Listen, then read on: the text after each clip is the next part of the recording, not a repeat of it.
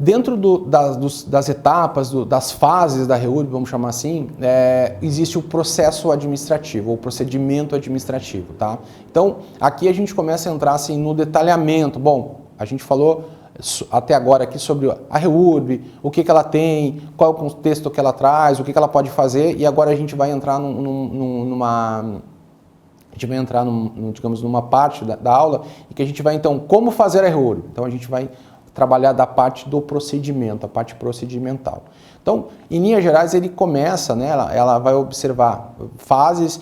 A primeira fase é o requerimento dos legitimados. Então, assim, eu preciso regularizar, eu quero regularizar minha área, eu faço um requerimento, né, para o poder público. Isso vai abrir, então, um processo administrativo, né, dentro do poder público municipal. A gente está falando, isso vai ser requerido no município. E que vai haver dentro do processo prazos de manifestação, seja de um ou de outro, de todos os envolvidos. Isso vai ficar muito claro. Isso ele pode estar até mais regulamentado se o município já tiver uma lei detalhando, ou ele segue a lei ou decreto de forma geral, se não tiver. Tá? Na sequência dessas fases tem a elaboração do projeto de regularização fundiária dentro daquela realidade que se tem no local. Tem a fase do saneamento, ou seja, se tiver que consertar, corrigir alguma situação do procedimento, do processo, ele é feito. E depois de requerido, encaminhado, saneado, sai a decisão da autoridade competente, ou seja, a autoridade municipal, ela identificou, leu, analisou e emite uma decisão. Esta decisão, que é a decisão que vai, digamos, dar os próximos passos do processo REURB, ela passa pela emissão, pela expedição da CRF, que é o Certificado de Regularização Fundiária, que é aquela novidade, aquela introdução que a lei trouxe, que foi muito importante. E a partir deste CRF, ou seja, desse documento formal, é que o interessado, então, vai poder, junto com o projeto de regularização, ou seja, o mapa de onde está a área dele em relação ao todo, levar ao registro de imóveis, né, da onde está aquele imóvel, para fazer então a formalização, ou seja, para fazer com que o registrador, de acordo com a lei, de acordo com o que foi apresentado para ele, de acordo com o requerimento que o interessado vai fazer, ele então possa anotar ou criar a matrícula e garantir, confirmar para esse requerente a propriedade daquele bem ao qual ele pediu a regularização. No processo administrativo de regularização, seja no E específico ou no S social, existem, do ponto de vista da prefeitura, alguns procedimentos que podem ensejar custos, né? Ou seja, situações em que a prefeitura vai precisar ter um mapeamento mais amplo, ter infraestrutura, né? A prefeitura precisa, de alguma forma, construir infraestrutura nesses locais. E o que é importante destacar sobre esses custos? Em linhas gerais, eles competem ao poder público, né? Naqueles processos de REURB que sejam do social, ou seja, cabe ao poder público, então, arcar com esses custos e poder fazer, então, com que aquele procedimento seja aquele objetivo seja atingido. Porém, quando a gente fala do REURB específico, tanto a parte de informações quanto as necessidades, por exemplo, precisa daqui a pouco fazer algum tipo de levantamento mais específico, é importante destacar que esse custo, do ponto de vista prático, é de quem pede, é do requerente, tá? Então, o poder público ele pode distribuir ou destinar parte de seus recursos para organizar esse processo da regularização, mas quando eu individualmente peço a regularização como requerente, eu preciso arcar com as minhas despesas para que então, no final, eu consiga atingir esse objetivo que é a regularização, certo?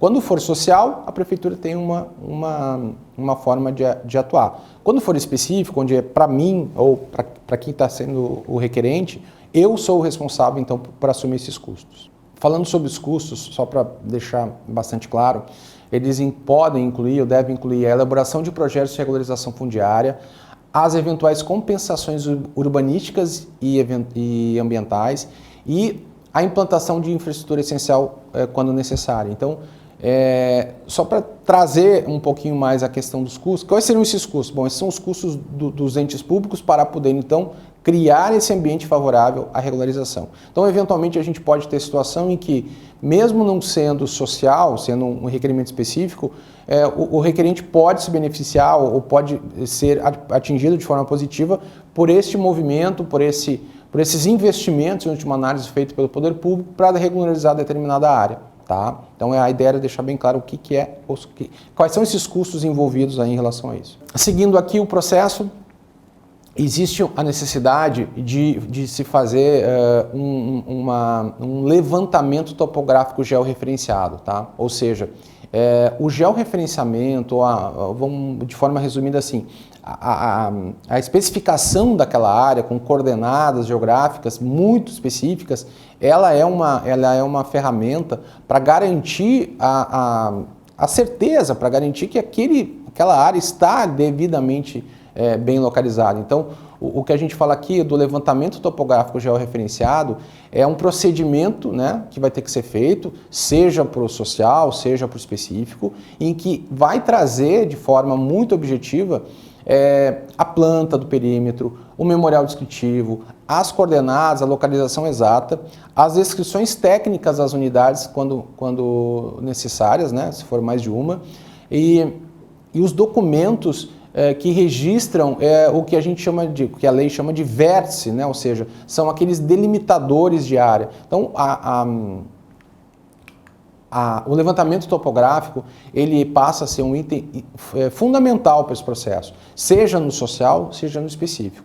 Então, quando a gente falar de um procedimento de REURB, um dos profissionais que passa a fazer parte desse contexto, eu disse para vocês que é uma atividade que vai exigir multiprofissionais, daquele profissional que pode, então, fazer o levantamento topográfico georreferenciado e trazer isso como parte do processo. Tá? Isso é uma etapa bastante relevante, bastante importante e que dentro da realidade vai gerar algum tipo de investimento, né, da parte do requerente para que ela possa ser concretizada. Junto do levantamento é feito também uma anotação de responsabilidade técnica que vai ser assinada por esse profissional responsável, seja ele qual for, para que aquilo fique de forma muito clara, muito objetiva, dentro da regra, dentro da lei, que aquela área fica naquele local de forma muito definida. Na linha aqui do decreto, ele estabelece também o que a gente chama de projeto, que a lei chama de projeto de regularização fundiária, tá? Isso está no artigo 30.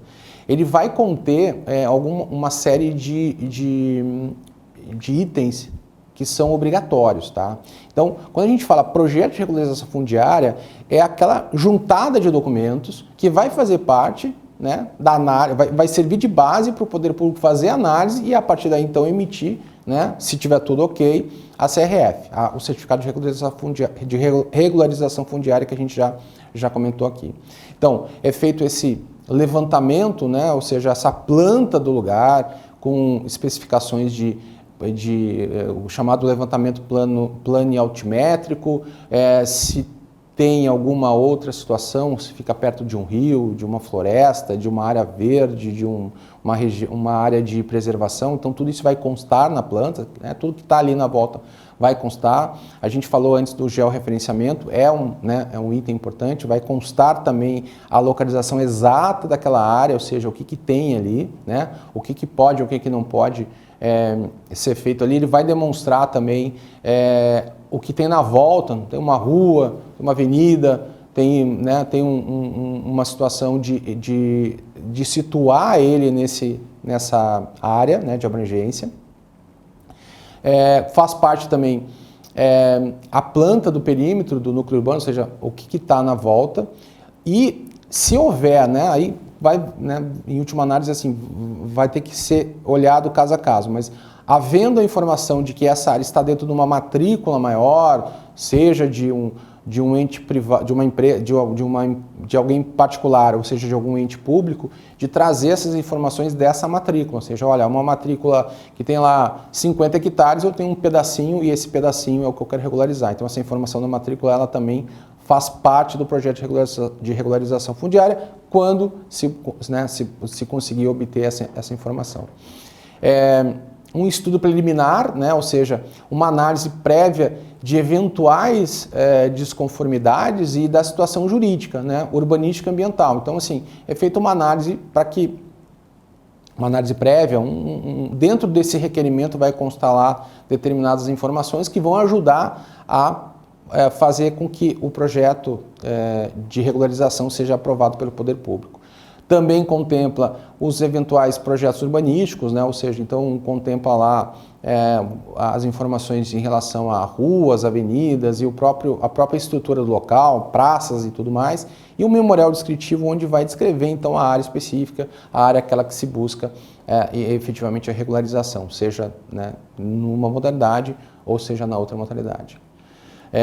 Vai também se eventualmente identificar áreas que precisam de algum tipo de compensação, né? Ou seja, áreas que precisam de algum tipo de mudança, de ajuste. Esse projeto também vai precisar, em última análise, compor situações de risco, situações ambientais, ou seja, tudo aquilo que diz respeito à área, todos os impactos que aquela área pode sofrer, elas precisam estar nesse projeto de regularização. O projeto de regularização, ele traz todas as informações, né, em última análise, que diz respeito àquele imóvel dentro daquela realidade que precisa ser regularizada. Então, a lei prevê uma série de itens, né, que compõem esse procedimento administrativo e, na medida que isso for sendo colocado no projeto, isso vai ser objeto, obviamente, da análise, né, daquele ente público para a emissão da CRF dentro do contexto, dentro da obrigatoriedade da lei. A próxima etapa que a gente tem pela frente seria assim: feito o requerimento, iniciado o processo da regularização, montado esse projeto, né, de regularização, entra a parte da análise e da conclusão, né, da regularização, ou seja, a autoridade municipal competente, a autoridade competente, ela vai receber aquele projeto, vai processar o projeto, certo? Vai entendê-lo, vai, né, estudá-lo, e aí então ela vai colocar uma decisão, ela vai decidir em cima disso. Quais são as decisões possíveis? A aprovação do projeto e a emissão da regularização, do certificado, né, de regularização, ou ela vai colocar quais são as necessidades, os pontos que precisam ser melhorados ou ajustados dentro daquele, né, projeto. Então precisa fazer algum ajuste, então vai ser feito o ajuste, tá? Corrigido isso, então esse projeto volta para análise e regularizado, uma vez acertado, digamos assim, então vai ser emitido a CRF. Essa CRF pode ser emitida com algumas,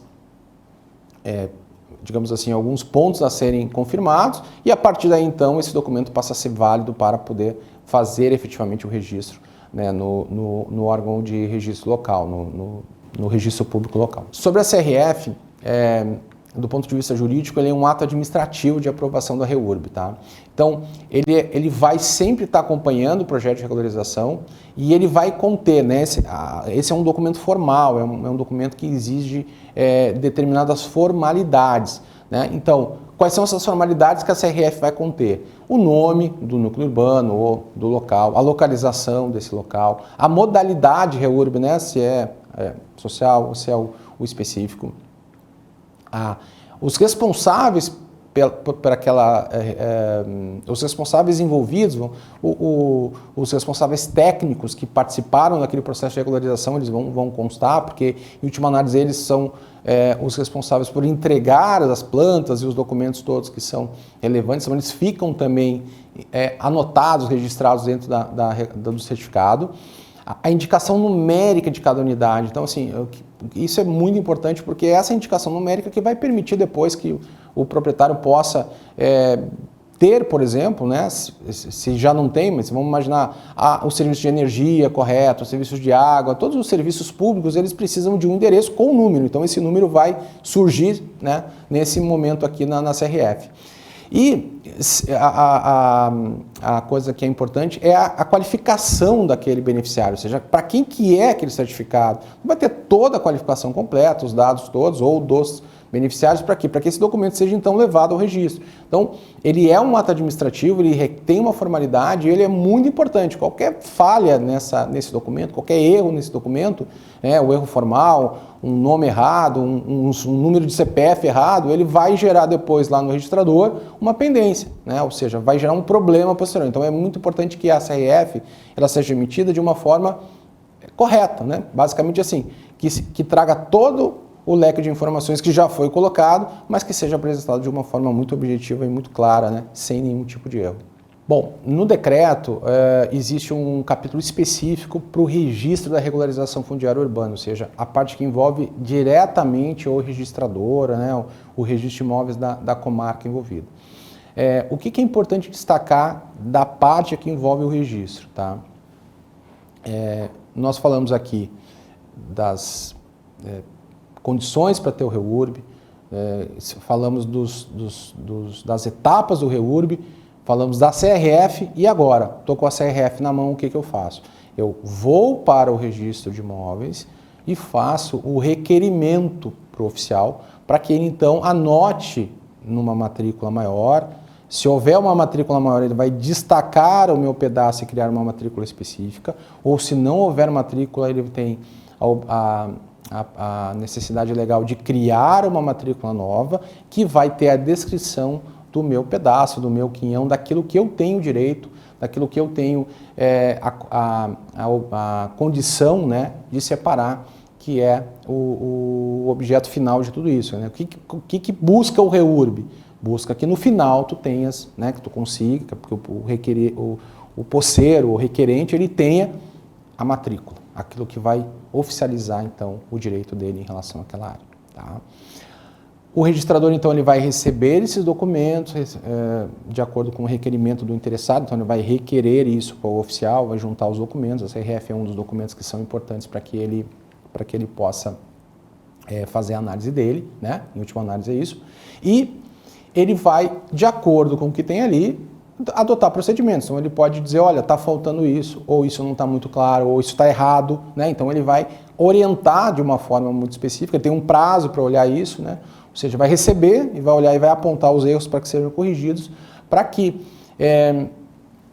ele consiga chegar no objetivo final, que é registrar aquele imóvel, gerar a matrícula e dar o direito de propriedade para aquela pessoa que requereu isso. Tá?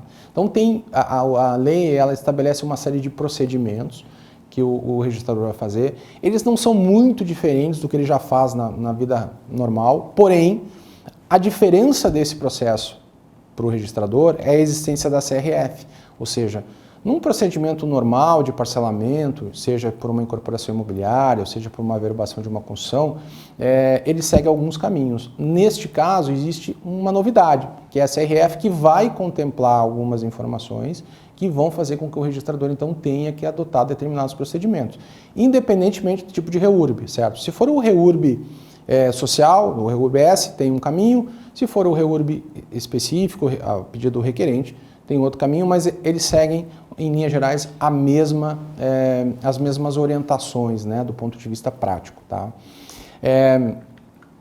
Quando a gente fala do registro daquele imóvel, a CRF, então, ela substitui, em última análise, alguns documentos que ele deveria apresentar, alguns documentos que seriam necessários para esse processo. Então, o grande benefício, vamos pensar assim, do ponto de vista prático, do processo de regularização pela REURB, é apresentar os documentos necessários que o registrador teria que ter, mas de uma forma objetiva. Se eu não tivesse condições de fazer através da REURB, então eu consigo atingir esse objetivo.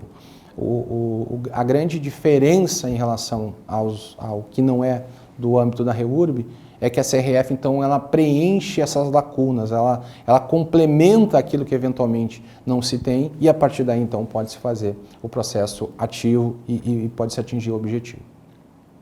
Então, a gente fala de uma série de obrigações que o registrador precisa fazer, que, como comentei antes, nada mais é do que ele já faz normalmente, mas com esse viés, com esse olhar da regularização ou através da própria CRF. Na CRF a gente já viu, vai contemplar uma série de informações E essas informações, então, de uma forma muito objetiva, elas vão estar transcritas, vão estar escritas na matrícula, e essa matrícula, então, carrega essas informações para o resto, né, da vida, vamos chamar assim, né?